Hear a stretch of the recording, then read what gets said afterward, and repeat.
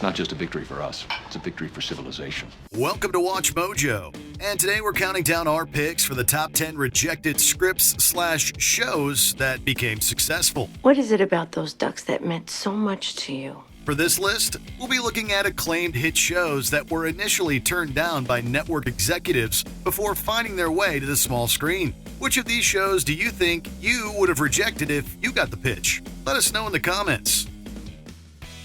Number 10. CSI Crime Scene Investigation. The American TV network CBS has become famous for its slew of police procedurals, and it all began when they took a chance on a little forensic crime drama called CSI Crime Scene Investigation. Here comes the Nerd Squad. Although it had big shot Hollywood producer Jerry Bruckheimer attached to it, the pilot was turned down by ABC, NBC, and Fox. They all figured that the investigative process and police jargon might be too much for audiences to follow. Forget about the assumptions. Forget about your promotion. These things will only confuse you. Concentrate on what cannot lie. After it was developed at CBS, CSI became an international smash hit, earning the title of most watched show in the world 6 times over its 15-year run, and spawning 4 successful spin-off series. Basically means we got a drive-by. Drive-by, Miami style. Never underestimate the intelligence of your audience. Number 9. Buffy the Vampire Slayer. Despite its modest box office success, the 1992 comedy/horror film Buffy the Vampire Slayer left a bad taste in the mouths of critics and audiences alike. I mean, here the world is under attack by legions of the undead. You're going to a mixer. It's not a mixer.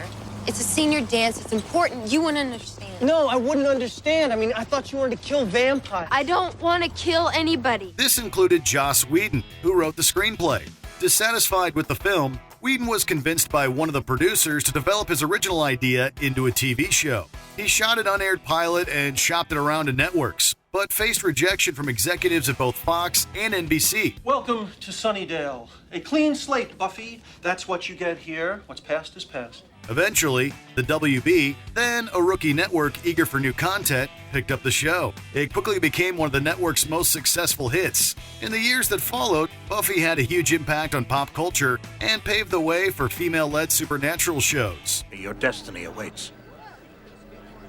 I don't have a destiny. I'm destiny-free, really. Yes, you have. You are the chosen one. You alone can stop them. Who? The vampires. Number 8. South Park.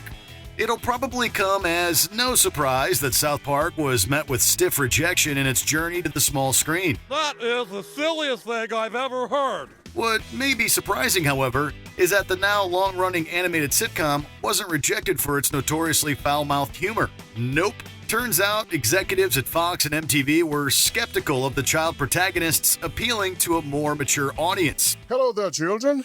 Hey, Chef. How are you doing? Bad. Why bad? Chef, have you ever had something happen to you, but nobody believed you? Oh, children.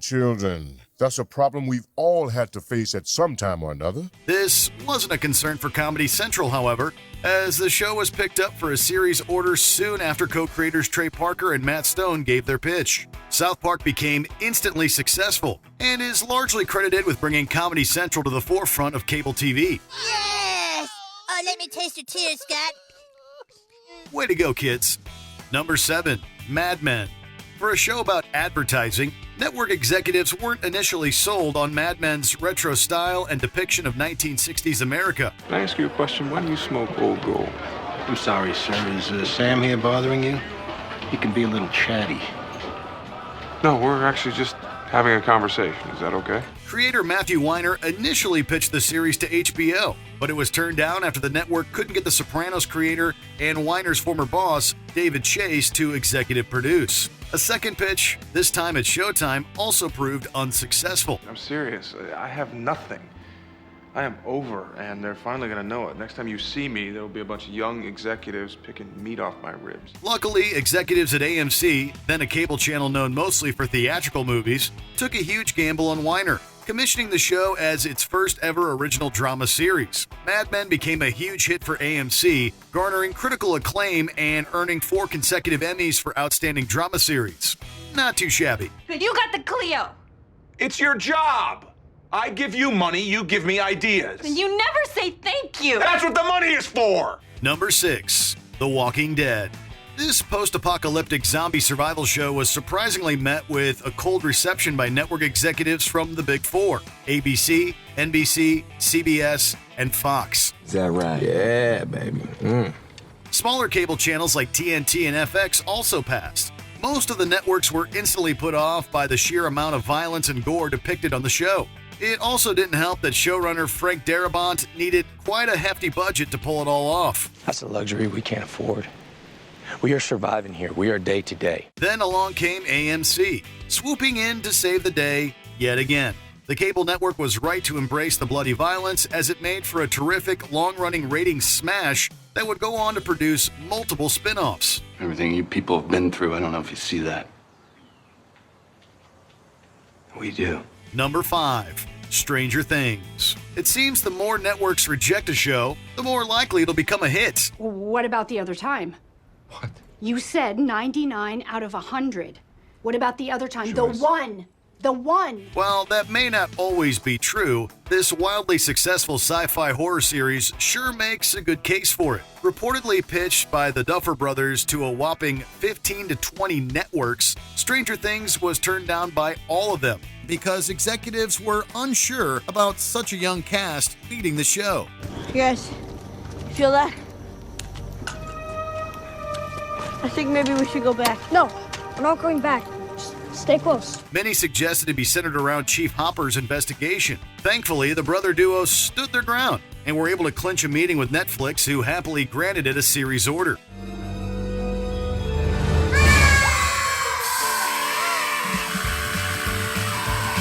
Stranger Things went on to shatter viewing records on the streamer and gained a very devoted fan base.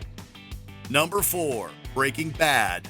The leadership at AMC deserve more than just a pat on the back for giving us some great TV programs, even when their counterparts pass them up. It is growth, then decay, then transformation.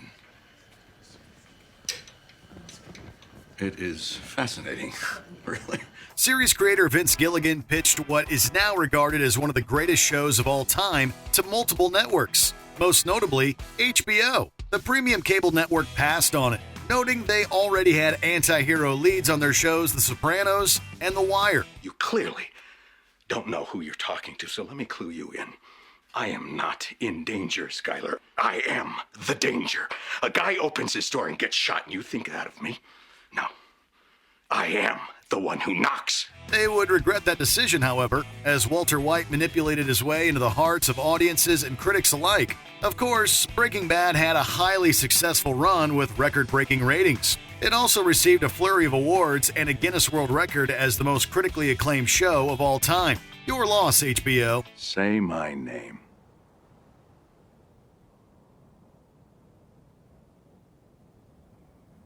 Heisenberg. Goddamn right. Number 3, The Sopranos. Although they may still regret turning down Breaking Bad, HBO made the decision of a lifetime when it picked up this hit crime drama about a menacing mob boss and his complicated familial relationships. Are you in the mafia? Am I in the what? Whatever you want to call it. Organized crime. That's total crap. Who told you that? The Sopranos marked a defining moment in pop culture, revitalizing the narrative structure of a TV show and subverting all expectations of what a series should look like. Its rise to the top wasn't all rosy, though, as the show was turned down by CBS execs. Look, it's impossible for me to talk to a psychiatrist. It wasn't for the brutal depictions and profanity, but rather they didn't quite like the idea of a terrifying gangster going to therapy. Good thing HBO didn't mind, because we can't imagine the show without the tense relationship between Tony and Dr. Melfi. We're making progress. It's been 7 years. Do you want some names?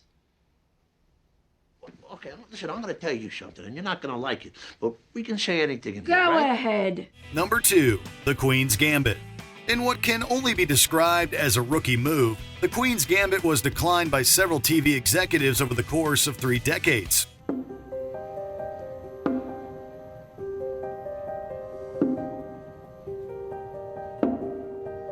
Series series co-creator Alan Scott purchased the TV rights to the fictional chess drama novel in 1992, initially intending to adapt it into a movie. But after those plans fell through, he expanded the story into a miniseries. He also unsuccessfully pitched it to multiple networks. As Americans, we work alone because we're all such individualists. We don't like to let anyone help us. You're helping me now. Am I? In 2019, streaming giant Netflix made the smart decision of dragging the show out of development hell.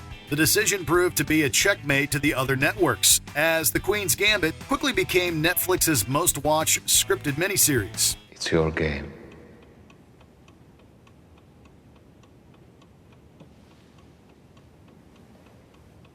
Take it. Before we continue, be sure to subscribe to our channel and ring the bell to get notified about our latest videos. You have the option to be notified for occasional videos or all of them. If you're on your phone, make sure you go into your settings and switch on notifications. Number 1. Squid Game. The creator of this insanely successful survivalist drama series, Hwang Dong-hyuk, was inspired by the personal hardships he faced early on in his career. That hardship led him to create a show that expertly tackled capitalism and class disparity. 병신 걸렸네.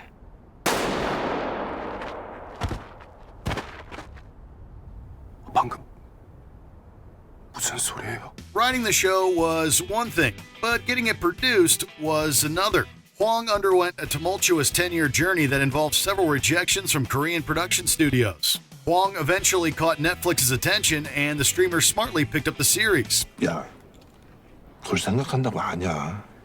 닥쳐봐야 하는 거지. They expected it to be a success in Korea and other parts of Asia, but much to their surprise, the show went on to destroy global records. Squid Game stands as Netflix's most-watched series ever and has generated around $900 million in value for the streaming platform. Game on!